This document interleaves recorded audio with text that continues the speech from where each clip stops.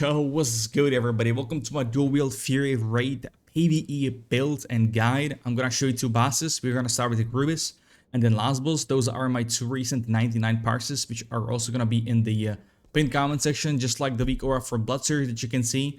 I was blessed with crits and wild strikes and whatnot on this boss. It's also, a huge factor for any melee. You need to be blessed with RNG crits and just procs like my boy the Hunter as well in the raid. And Fury relies heavily on gear, aka hit chance. As you can see, 2.6k was my highest crate so far. So that's kind of like a issue with Fury. But if you have a new character, you're better off with arms. But yeah, Fury is so good. It's crazy good. Yeah, it's amazing. I like it a lot. But with Grubis here, you're gonna start off with Blood Rage. I started with Zerk Rage, but yeah, just Blood Rage is better to get that build up with Rage, obviously. And for the last execute phase, you wanna save Death Wish, and then you wanna save Rage Potion, and then obviously Zerk Rage or Blood Rage, depending for Flagellation. That will be the setup for every boss. So I'm gonna show you the other boss, which is the last boss right here.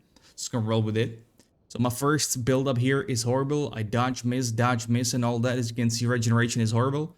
Now, ideally, raid should take into consideration you as where you need rage in going into the fight for maximum pumpage, but that doesn't happen too often. Maybe not at all, which is kind of sad. But yeah, building up rage from zero with Fury is kind of rough because if you're waiting for auto attacks, dual wield has more miss chance than two-hander.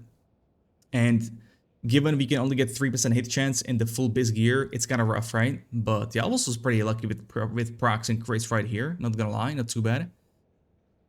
And we do run Dragon Breath Chili. The only thing I am not running in this raid, I didn't really max out my Consumables. I'm not running the potion that gives you +1 to all stats, Colossus and Regret, I believe it's called. It's the potion from phase 1. You need it to unlock the epic questline for the crafted items. Not a lot of people know about it, apparently, but it gives you +1 to all stats. I don't have it here. So, yeah, I didn't really min-max in this raid because, as you can see, our raid composition, we are missing a Warlock. And that's another very important thing. You want to have all the armor debuffs in the raid, which is Curse of Recklessness, which is from Warlock, Fairy Fire from Druid, and then the last one you would want the Esprit's Homunculi, or if you don't have Homunculi from Esprit's, you would want Thunder Armor from Warrior. And it was a huge relief because I hate Thunder Armoring, because Thunder Armoring means no damage. So you want to bring these three classes or these three debuffs to the raid because producing armor like that helps huge and big time. And also Fury is one of the, I would say, best assets for the raid if you have the Fury, if you have the epic fist weapon from the last boss, that is, because that proc from the fist weapon is insane buff to casters for the raid. And you also have improved battle shout, which is a huge, upgrade for, or huge buff for melees. And we also had Marksman Hunter, our boy just better from the raid with True Shot Aura, that helps a lot too. And also having double Paladin is almost ideal setup we have here. If we had Warlock instead of, I don't even know who would we swap for Warlock, but yeah, if you had a Warlock, that would be top notch. I guess instead of one warrior, that would be an absolute, instead of one warrior, that would be absolute ideal setup. But once again, we rely a lot on hit chance. Hopefully next phase we'll have more sources for hit, as we have only 3%. You need 6% hit chance, by the way, for your yellow attacks, aka skills, to not miss. And then of course a bunch of RNG gouts on your side for crit chance and wild strike procs. Now with the weight stone or sharp stone, you do not want to put them on main hand, otherwise your wild strikes or wind fury will not proc, so don't put it on the main hand. You want to put those stones on the av hand only. And yeah, you can see me holding the Death Wish for the last execute phase. I did use the free action potion, the fat potion, for this phase. So obviously I cannot use Rage Potion. Although was this the last phase? It is, I think. Not even sure. I think it is though. So yeah, that's why I had cooldown on the potion. See me pop Death Wish right here. I put the Rage Potion as well and execute phase right here. And then Blood Rage for Flagellation. Now this boss is transitioning and I should have popped Berserk Rage for the Flagellation pop for this last kill. Or last target of damage, if you will. But this was the showcase. Now I'll take you into the game and we're gonna talk about some things. First things, we got talent tree. Cruelty, full crit chance, Unbridled Wrath, more rage generation. Battle shot improvements, we got End Rage. This is only to access Flurry because we don't really get hit. This only activates when you get hit, and that hit needs to be crit, so it doesn't really work that much. Dual wield specialization for the last 4 points here. If you're running, well, 200 is not really viable, but if you really want to go for 200 Fury, you put 2 of these points to execute and last 2 points to cleave. We got Death Wish, amazing damage increase, pretty crazy. Flurry for attack speed. You need your crit chance high to proc this one. Unbuffed right now, I am at 23.6% without any buffs, which is not bad at all. PvE gear. And the last one, this is Bloodthirst, the obvious. Now going over the gear, this is the Blacksmith headpiece, great for crit chance. The buff from it is also pretty insane. If you have leatherworking gloves, they do not stack, so you wanna stagger them, as in use the first one, and then the after that, or after a while, use the other one. But I like this attack speed increase, combined with Flurry, you're a machine. Especially if someone has the chicken for attack speed, or the trinket for attack speed, for the raid 5%, insane. Amulet from the raid quest, sorry, from the last boss. Now, the stats you want to focus on for PvE, definitely strength, crit chance, hit chance, those take priority, attack power, and also agility. Agility does not add any attack power, but it does increase your crit chance. Killers here are from the raid, agility, attack power. I know there's intellect, but these are still best in slot. My cloak is from STV, pretty easy to get, cost like 3 silver coins, you can get no problem in one event. An agility enchant on it. Chest piece, we are running the double set piece with leather to proc crit chance set piece. And it's got pretty good high amount of strength and agility. All stats enchant. The wrist from Warsong, if you don't have Warsong reputation maxed out to exalted, you can definitely, go with the wrist from third boss, I believe. It was from Crowd Pummeler. And they are right here. Experimental aim stabilizers, 7 agi, and 22 AP. Not bad at all. Pretty juicy. We got the gloves, bonk master, handguards.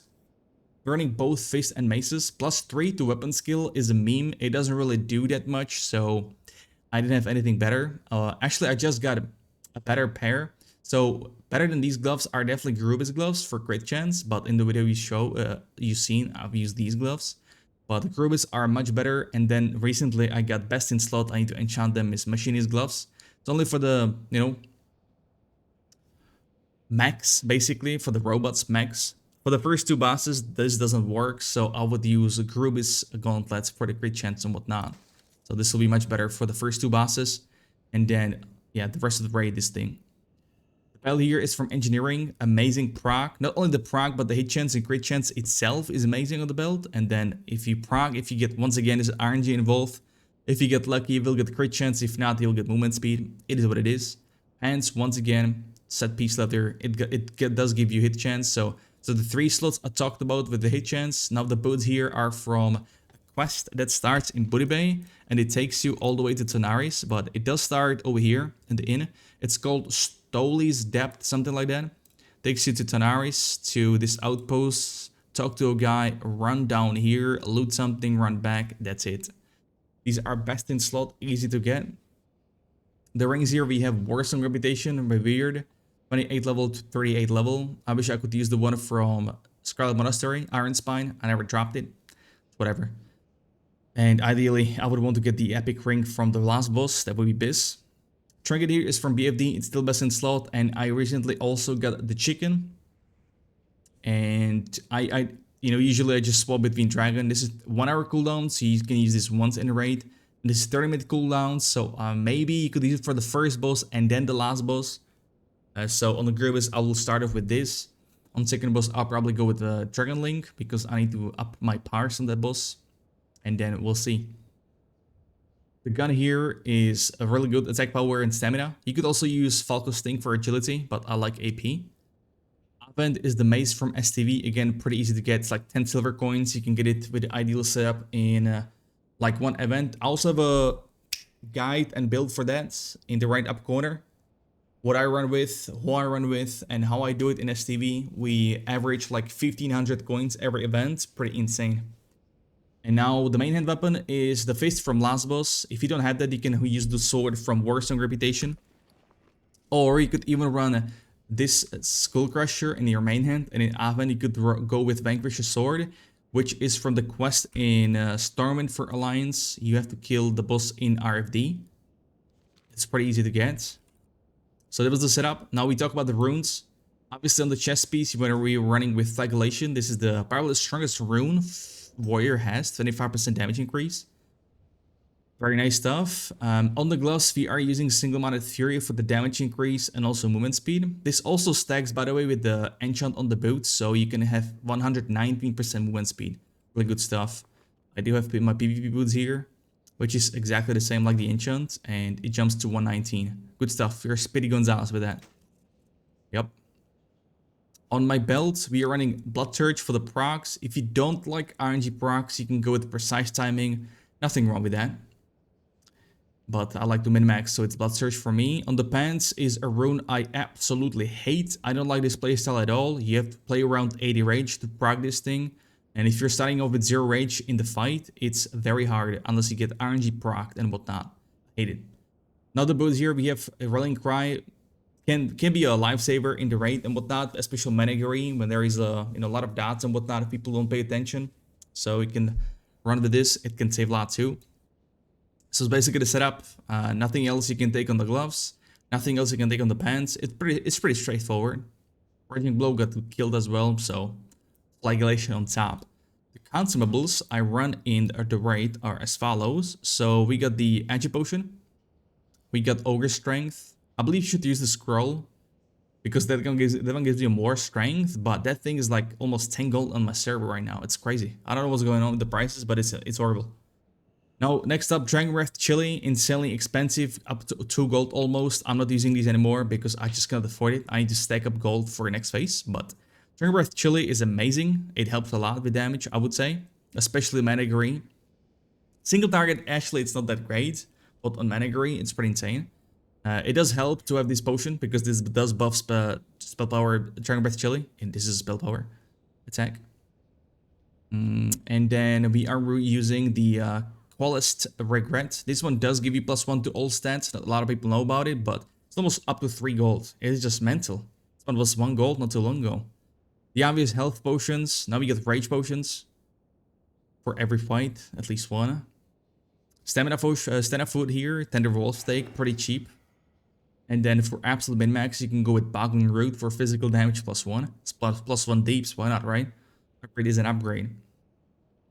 And then the dynamites would be solid dynamites. If you don't have these, I believe you should use... I should actually use Goblin Landmines, I believe it's called. Those are better nades. I'll probably use it for next raid. We'll see how expensive it is. And of course, for Avhand, I'm using this weapon damage increase. This is like 2 enchants in one. You know, 1 enchant is +3 weapon damage, so not too bad. You always want to put it on Avhand, not main hand. And this Waystone is for blunt weapon, so a mace. Now Sharpstone are for swords, axes, and all that. So that was the setup. Now the rotation, once again, you're gonna start with Bloodthirst on cooldown, then with Whirlwind on cooldown. If you have Blood Surge, aka Slam proc, you just press that bad boy. And if you're overcapping with Rage, which you will during the fight, because with full gear, I mean, with good gear, because you'll have high crit chance and all that. Then you want to use always Heroic Strike. No more Hamstring, forget about it. You want to dump Rage through Heroic Strike, which is going to help you proc Wild Strikes and crits and all that stuff, so not bad. For the last 30 seconds of the boss, you kind of have to like time it, or with experience with more and more runs, ideally with stable setup, group, and raid. You will know when to pop it, but for execute phase, you want to have as follows: Death Wish, Rage Potion, and Berserker Rage or Blood Rage to proc Flagellation, right? So all these 3 you want to save for execute phase. I usually use my big damage proc, the procs from a headpiece and belt at first, at the beginning, because attack speed is gonna help you build up that rage, so why not? But this is a 10-minute cooldown, so yeah, ideally you want to space in between each boss 10 minutes, which with pucks is probably possible, unless they're fully geared. And I believe that's about it. I think that covers everything. If I missed something, let me know in the description. And let me know in the comments, and I'll be right back at you. And I hope you guys enjoyed the video. Good luck with the grind. Let me know what you think about it. Let me know what your experience in the raids. And until next time, take it easy and peace.